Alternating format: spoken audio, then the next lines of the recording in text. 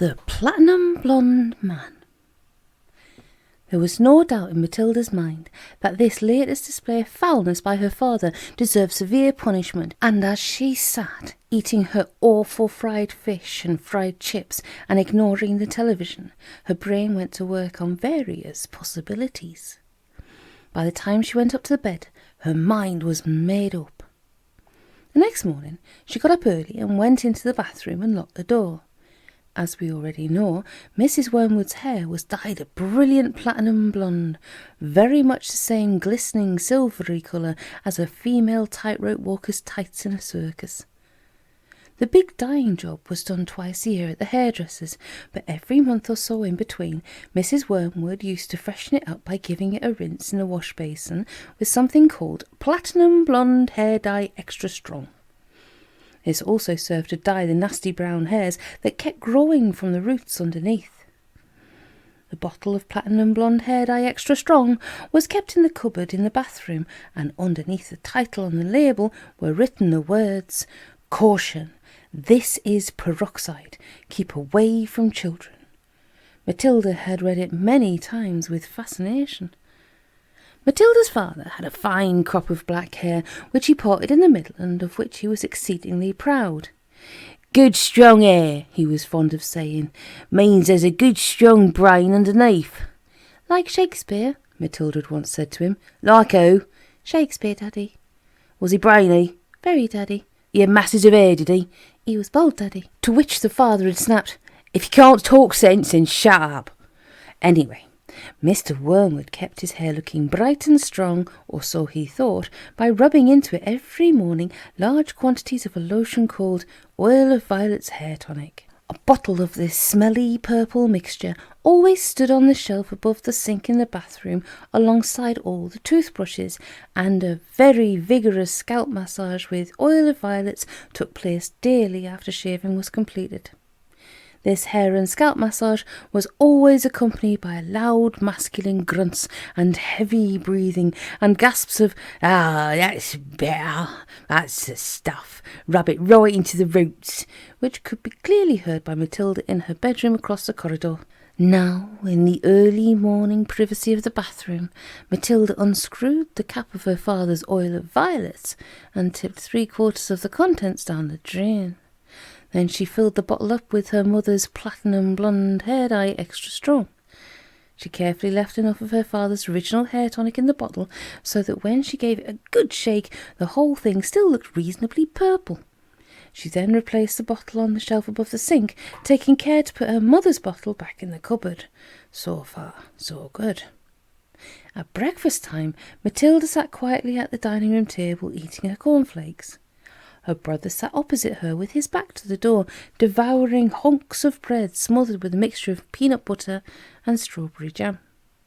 The mother was just out of sight around the corner in the kitchen making Mr. Wormwood's breakfast, which always had to be 2 fried eggs on fried bread with 3 pork sausages and 3 strips of bacon and some fried tomatoes. At this point, Mr. Wormwood came noisily into the room. He was incapable of entering any room quietly, especially at breakfast time. He always had to make his appearance felt immediately by creating a lot of noise and clatter.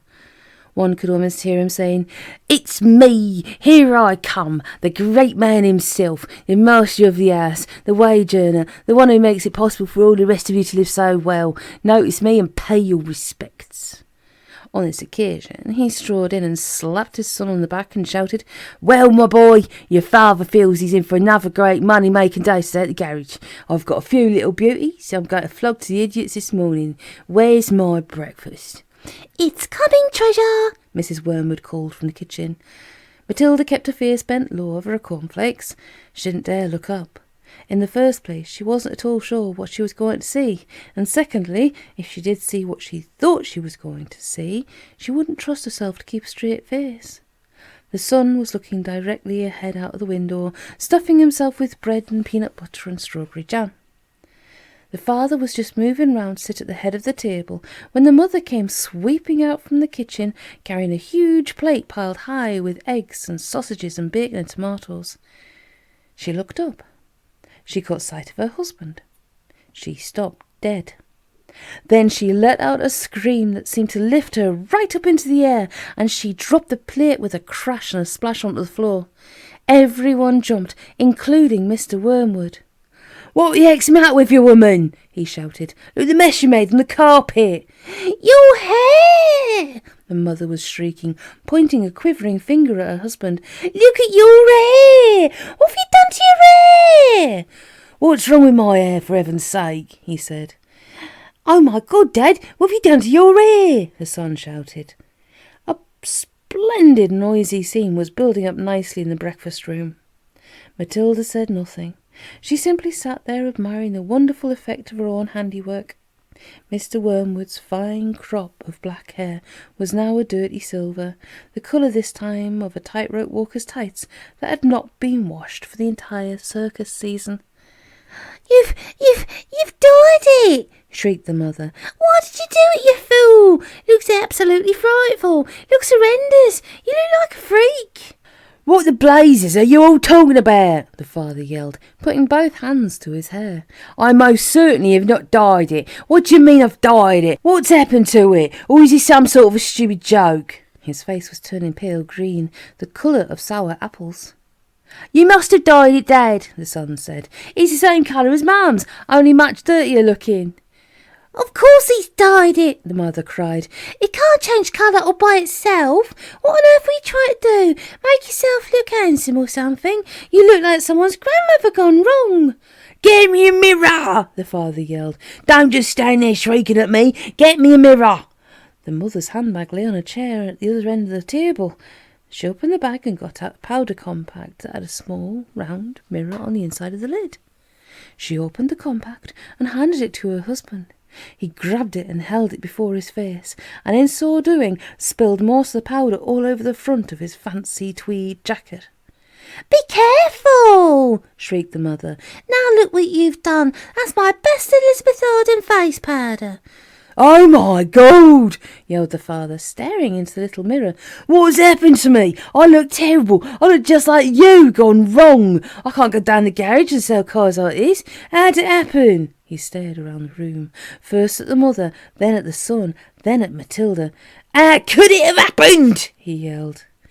"I imagine, Daddy," Matilda said quietly, "that you weren't looking very hard, and you simply took Mummy's bottle of hair stuff off the shelf instead of your own." "Of course that's what happened," the mother cried. "Well, really, Harry, how stupid can you get? Why didn't you read the label before you start splashing the stuff all over you? Mine's terribly strong. I'm only meant to use 1 tablespoon of it in a whole basin of water, and you've gone and put it all over your red meat. Probably take all your hair off in the end. Is your scalp beginning to burn, dear?" "You mean I'm going to lose all my hair?" the husband yelled. "I think you will," the mother said. "Peroxide is a very powerful chemical. It's what they put down the lavatory to disinfect the pain, only they give it another name." "What are you saying?" the husband cried. "I'm not a lavatory pan. I don't want to be disinfected." "Even diluted like I use it," the mother told him, "it makes a good deal of my hair fall out, so goodness knows what's going to happen to you. I'm surprised it didn't take the whole of the top of your head off." "Oh, what shall I do?" wailed the father. "Tell me quick what to do before it starts falling out." Matilda said, "I'd give it a good wash, Dad, if I were you, with soap and water, but you'll have to hurry." "Will it change your colour back?" the father asked anxiously. "Of course it won't, you twit," the mother said. "Then what do I do? Can't go round looking like this forever." "You'll have to have it dyed black," the mother said. "But wash it first or there won't be any there to dye." "Right!" the father shouted, springing into action. "Get me an appointment with your hairdresser this instant for a hair dyeing job. Tell them it's an emergency. They've got to boot someone else off their list. I'm going upstairs to wash it now." With that, the man dashed out the room, and Mrs. Wormwood, sighing deeply, went to the telephone to call the beauty parlour. "He does do some pretty silly things now and again, doesn't he, Mummy?" Matilda said. The mother, dialing the number on the phone, said, "I'm afraid men are not always quite as clever as they think they are. You'll learn that when you get a bit older, my girl."